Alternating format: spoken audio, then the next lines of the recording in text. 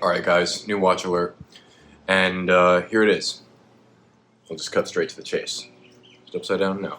It's the Pelagos 39 from Tudor.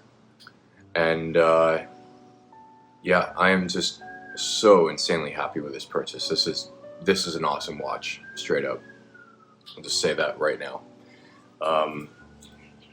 But I got this watch because I just hit a very important milestone in my career, and I wanted to be able to commemorate that occasion with something. And you know, the last time I was in a situation like this 4 years ago, I had to fight to get there, and I didn't have the means or the ability to go out and celebrate in this way. So I know I'm being vague, but you know, I like to keep my personal matters, my own personal matters. Anyway, now this time around I was able to do something like this, and I settled on this watch, this admittedly 3-year-old release from Tudor, but you know, there's something about this watch that just really speaks to me, and I'll get more into that later on in the video. But just as far as like a quick overview of this watch goes, because we've all heard the specs before. This watch is excuse me.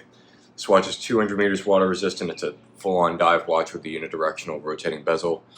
It's made of titanium with a case diameter of 39 millimeters and a bezel diameter itself of about 40 millimeters. So the bezel is much wider than the case.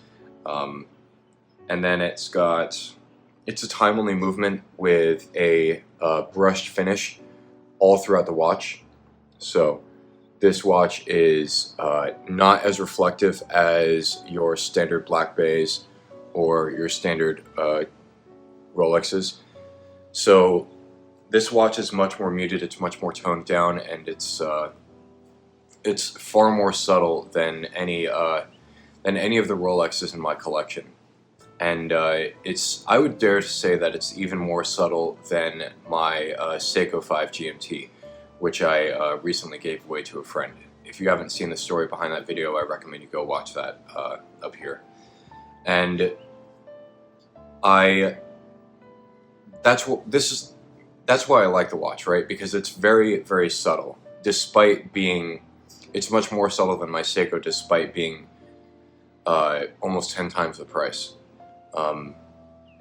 But that's what I like about it. I like that it's not exactly, you know, it's not exactly screaming for attention. It's not, you know, trying to shout to the world that it's a Tudor or anything like that. It's just a very, I would say, very self-assured watch, if watches had personalities, you know? And I want to address an elephant in the room, because if you've been a long-time viewer of this channel, then you'll know that I posted a video a few months ago of amazing watches that didn't make the cut, which I'll also link up here. In that video, the Tudor Pelagos 39 was one of those watches. And initially, if I remember correctly, the reason I didn't get the watch back then was because it was titanium, and I would have rather went all the way for a sub. Well, I got the sub, and not that that's a bad watch, I absolutely love that watch, but just because I have a sub doesn't mean I don't also have room for one of these. So, you know, I felt like I always had a feeling that at a certain point I would probably circle back around to this Pelagos 39, and lo and behold, that's exactly what happened. When I was on leave in my hometown, visiting my family, we stopped by one of the local Tudor boutiques there, and I tried on this watch along with the Pelagos FXD Black that was released for the US Navy. And I genuinely liked this watch on my wrist. Something about my. I guess I changed my mind in between the time that I first tried this watch on, like 2 years ago, and the time that I tried this watch on about 4 months ago. And yeah, this watch just felt way better on the wrist, and there was something about its aesthetic that really spoke to me on a deeper level. And it's hard to describe, it's hard to verbalize, but I can attempt to do it right now. The titanium itself is darker than stainless steel, and the fact that it has these somewhat coarse brushed surfaces makes it feel much more utilitarian than your standard sub or your black bay. It just has this air about it that's much more rugged, and it feels like the kind of watch that you don't mind scratching up. Granted, this is really if you look at it right now, this is the best that this watch is ever going to look. This thing is absolutely free of scratches. I just picked this up yesterday. There are 0 scratches on this watch, and that is not going to be the case for very long. I intend to use this watch a lot, and this is going to be. I would say that this, along with my Sangen instruments that my mother gave me, are going to be my daily beaters for a while, because this is just a straight home run for Tudor, and it's an absolutely badass watch.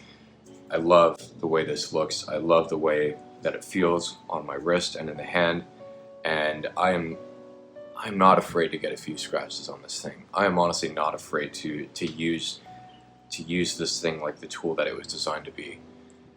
Because at the end of the day, if it breaks, if the crystal gets damaged, if the loom falls out of the bezel, if the watch gets super scratched up, it's easy to just take it down to Tudor and just get it repaired.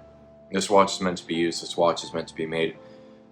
This watch is meant to be worn while making memories, just like every other watch out there. This is really no exception to that rule. In fact, I think it stands as an exemplar of that rule. This is a badass watch, is what I'm trying to say.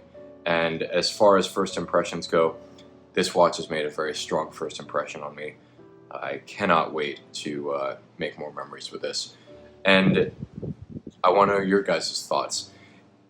What do you guys think of the Pelagos 39? I know this watch has been really done to death in terms of YouTube content, but what do you guys think about this watch? Would you still buy this, considering that Tudor released new stuff for Watches and Wonders 2024? And also, what do you think of the new releases for Watches and Wonders 2024? Let me know down in the comments below. Like and subscribe, do all that fun stuff. I'll catch you in the next one. See you later.